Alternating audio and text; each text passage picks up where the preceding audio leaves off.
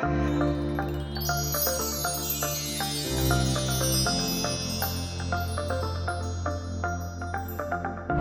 Shane Phillips, the CEO of the Phillips Group. We're here at the Human Resource Expo, Summit and Expo, and I'm here with Fons Trompenaars, who is the author of Riding the Waves of Culture, and he's also written 25 other books.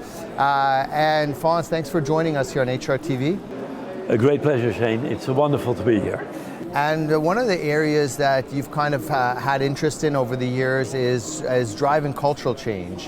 What have been some of the key insights that you've seen over your career? Let me start with a summary. I think driving cultural change needs a business reason, because we're talking here about organizational change. There is a book called Culture Eats Strategy for Breakfast.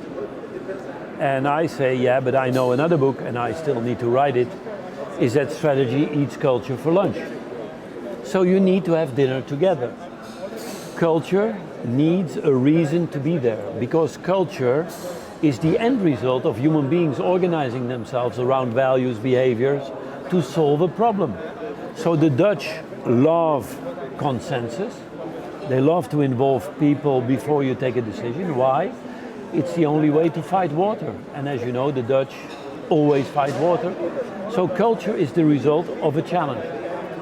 So I think in managing change, start with the business dilemma. We call it dilemmas, like are we global or should we be local? It's a dilemma. You start with these dilemmas and then you say, what culture do we need to build in order to resolve that dilemma?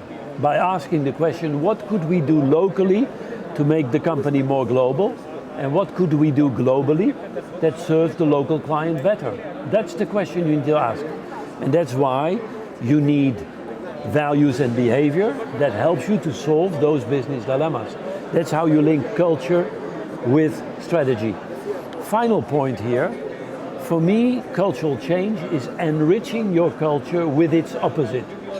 So if you are a push culture, you have technology, you push it in the market, it's not working because the client says, what the hell is this?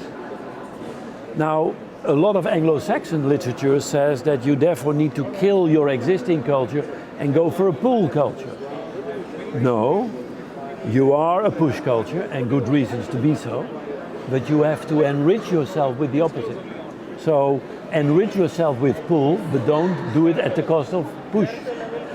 If you are a short-term shareholder value-driven company, the value created for people who never share, then go into the long term, but not at the cost of the short term. The short term decisions you take need to be done in the context of a long term.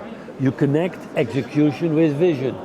So don't say, oh, let's forget the short term, let's go for the long term. No, enrich yourself with the opposite. That's my advice in managing cultural change.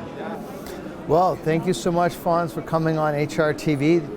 There you have it, some of the great insights from one of the world's celebrated authors. This is the Human Resource Summit and Expo 2021, the largest HR event in the Middle East. Stay tuned for our next video because it's coming right up.